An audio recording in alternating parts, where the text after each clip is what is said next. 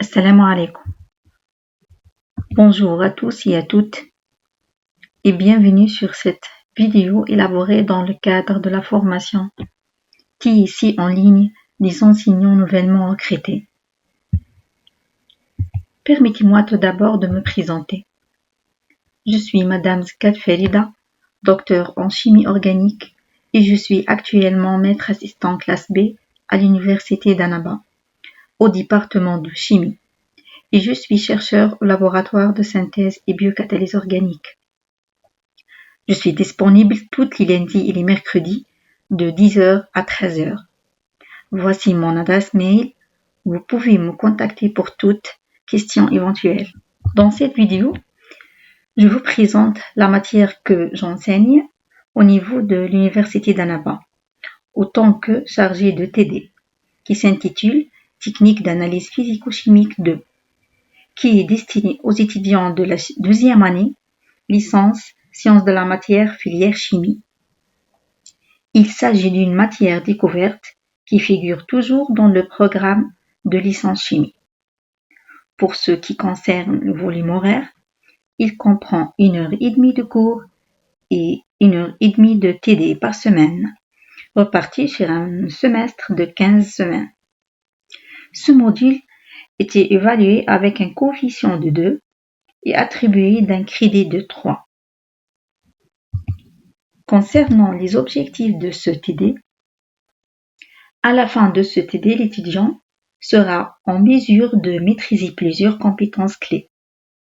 Il pourra apprendre les notions de base des différentes méthodes de séparation et d'analyse chimique, sélectionner la méthode appropriée pour caractériser un mélange complexe, analyser les spectres à l'aide des diverses techniques et explorer le spectre électromagnétique. Pour pouvoir tirer le maximum de ce TD, il est recommandé d'avoir des connaissances préalables dans les domaines suivants: les notions de base de la chimie, de la physique et de l'optique, les instruments d'analyse les plus simples trouvés au laboratoire de chimie. Concernant le plan du TD, le TD est divisé en 4 séries.